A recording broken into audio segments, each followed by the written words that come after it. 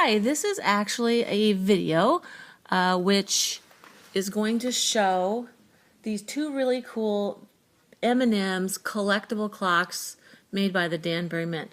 On the left is the castle, and on the right is the farm.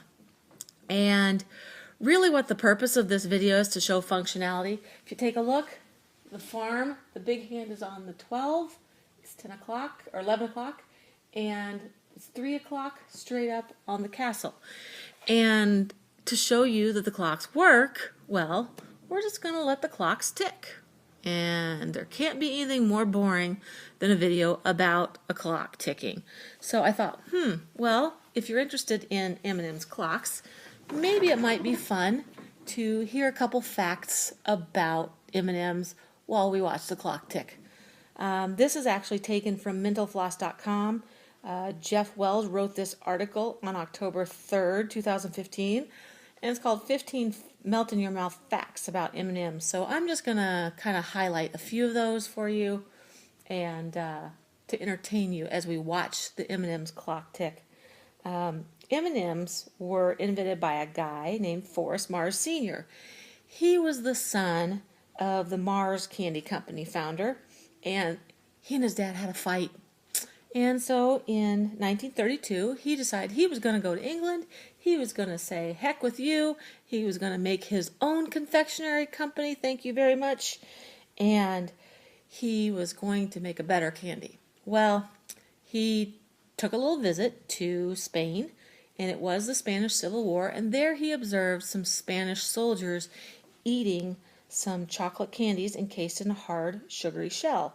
And Mars, who knew the candy business, especially chocolate, he knew that chocolate sales plummeted during the summer because obviously chocolate melts. Now, there's also maybe a second reason, which is around the same time that Mars was in England, there was a candy maker named Rowntree of York, and they came out with Smarties, which was a chocolate-covered hard-shelled candy. And whatever the reason that inspired him, he decided to patent the manufacturing process for the hard candy-shelled company with chocolates. And in 1941, he started making them out of a factory in Newark, New Jersey. Well, he also had a strategic partner. So this is where, you ever wonder where M and M, what does it stand for? Well, obviously Mars is the first thing, and the second thing is Murray. And Murray was the son of Hershey's company president, Bruce Murray, and for a couple of years, Murray's chocolate from Hershey's was in M&M's. This was a strategic partnership because Hershey's dominated the rationed chocolate industry in World War II. And unfortunately, though, this didn't last a long time because Murray and Mars did not agree on the direction of the company. So in 1949, Mars bought out Murray for $1 million, and then he owned the whole thing. Also, the war was over, so chocolate wasn't rationed. So the partnership wasn't really as necessary as it had been previously. By the way, M&M's weren't printed on the candy at first. They first of all came in 5 different colors: red, orange, yellow, green, and violet. The first M&M's didn't have anything printed on them, but 1950 they started to put them in black, and they couldn't really see them. So 4 years later they switched to white, and Mars would demand that the M was perfectly in the very center of the candy, and he'd go around and he'd buy bags of it to ensure that this was the case. And did you know they originally came in cardboard tubes? So today, if you see the M&M minis in the tubes, that's kind of close to what they originally were in, only obviously cardboard versus plastic. This was because that made them easy to pour and ship, and it was very durable, and they were a big hit with World War II soldiers, and many of them carried them around in their rations, and they remembered that when the war was over. So in 1948 is when Mars came out with the brown bags. Now, nowadays you can get all kinds of M&Ms, pretzel and dark chocolate and all sorts of sizes, but the first big spin-off was the peanut M&M. And it was 1960. They were only available in the same colors. And you know what? Sadly, though, Mars was allergic to peanuts, so he never actually got to eat one. In the 1970s and early 80s, there was a big scare with the red food dye number 2. So red M&Ms disappeared from the shelves. Later was actually not a big deal, but the Food and Drug Administration was banning the use of red food dye number 2 as just a precaution. Even though M&Ms didn't contain the chemical that was causing problems, the company pulled the color and replaced it with orange. Well, for 10 years, disappeared.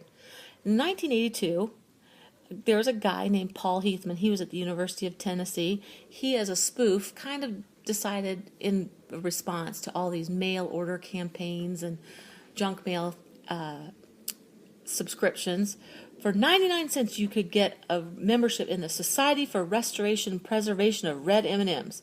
Well, it kind of caught on, actually, and just a year later, in 1983, he received a membership application from none other than a PR manager at M&M Mars. So 4 years later, it came back. There was one time when M&M's really messed up on marketing, like big time.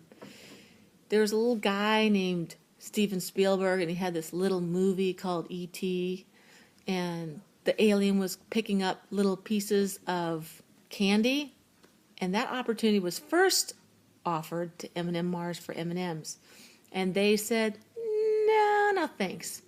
So Reese's Pieces took them up on it. I don't know about you, but every time I eat Reese's Pieces, I think about that movie. So that was a big mistake for a lot of advertising reasons, and I betcha somebody might have lost their job on that one. Anyway, one of the kind of fun things is Van Halen actually included M&Ms in their concert contract rider at one time. It was pretty well known that they were a picky band about some things, and one of the rules that they had in their contract was they required venues to provide M&Ms backstage with all the brown candies picked out. And many people at the time thought, man, this is proof that rock stars were pompous, they were juvenile, they were entitled. But actually, David Lee Roth, the lead singer, revealed years later this was really just a test. A venue that couldn't remove brown M&Ms might not be attentive enough to security needs or sound specifications, and so if a venue failed to remove all the brown M&Ms from the band stash, they would abruptly cancel right then and there and often trash the place for good measure, and they never got in trouble for it because the concert venue had broken the contract with the absence of the M&Ms. So there's a couple fun facts about M&Ms. Hope you enjoyed the little video. As you can see, the real purpose of the video has been accomplished. The castle now is at 10 minutes almost after 3, and the farm is at 10 minutes after 11. So clearly it's working. We hope that you see their listings on eBay and want to make these cool clocks a part of your home. Thanks for watching.